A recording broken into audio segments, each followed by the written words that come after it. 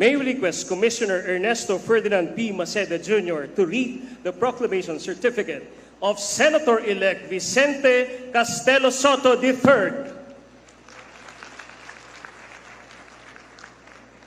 The newly elected senators of the Republic, honored guests, good afternoon.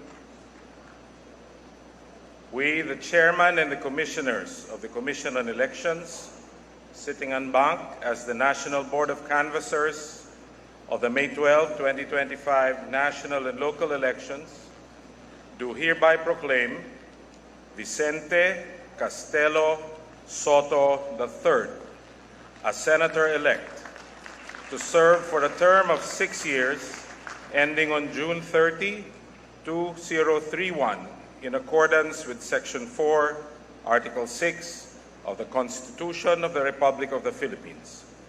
Given this 17th day of May 2025 in the city of Manila, Philippines, signed George Erwin M. Garcia, Chairman, and Amy P. Ferolino, Ray E. Bulay, Ernesto Ferdinand P. Maceda Jr., Nelson J. Celis, Maria Norina S. Tangaro Casingal, Noli R. Pipo, Commissioners, attested by Teopisto E. Elnas Jr., Executive Director.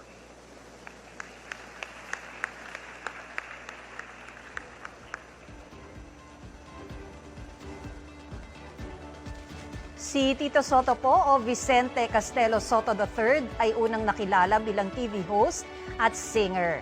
Pero hindi na bago sa kanya ang serbisyo publiko, lalo't ilan sa mga prominenteng kaanak niya ay naging politiko rin, kabilang na ang kanyang lolo na si dating Senador Vicente May Yap we request Soto. the family and friends of Senator Soto to come up to 1988 stage nang manalo for a siya photo bilang Vice opportunity. Mayor ng Quezon City. At noong 1992 elections, nanalo siya bilang senador. Sa kabuuan po, nakaapat na termino na siya bilang senador. Naging Senate President siya noong 2018 at titingnan natin kung this incoming Congress ay siya ang uupo. Noong 2022, nang sumubok siyang tumakbo sa pagka-Vice President, pero hindi siya pinalad doon. So ngayon iniintay natin yung kanyang pamilya na umakyat sa stage para naman sa kanilang photo opportunity. At nakita nga natin kanina na kasama niya yung kanyang mga anak, kasama si Vice Mayor ng Quezon City, Gian Soto. At isa si Senator Soto, siya yung pinakamaraming boto doon sa mga administration ticket. O, number 5 siya sa Luzon at number 11 sa Visayas. So, ang nakita tayo ng interview sa kanya, yung slate nila was hoping at least 8 to 9, pero ang na-manage nila ay 6 na positions. So ito po yung pamilya ni Senator Soto. Alam mo kanina, balikan lang natin yung mga interviews, no? Si Senator-elect Villar And was may we overwhelmed. request Senator Soto to give us a short message.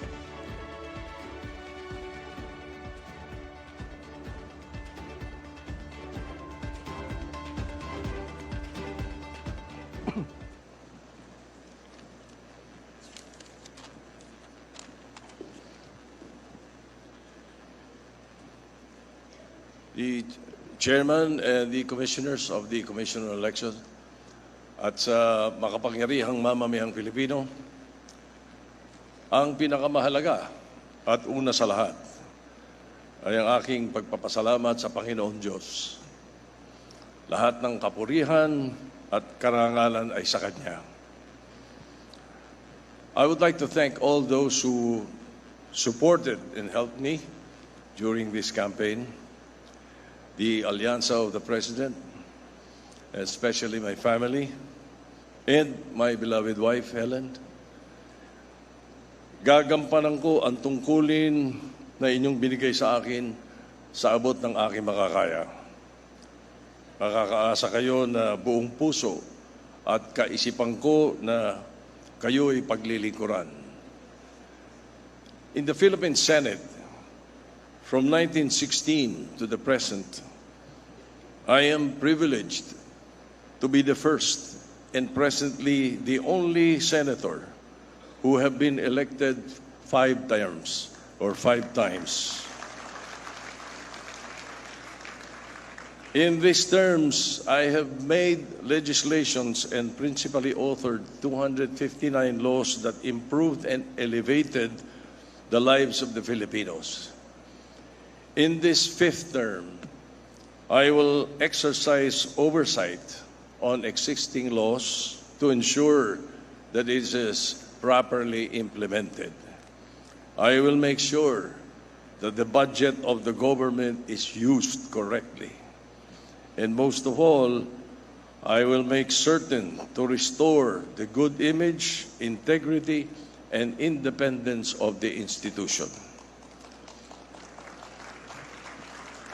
Nais ko pong mag-iwan ng maayos na legasiya, hindi lamang para sa aking sarili, kundi para sa mga nauna po sa akin, sila Senator Vicente Yap Soto at Senator Filemon Soto, and most especially for the future generations of Sotos who will serve the Filipino people.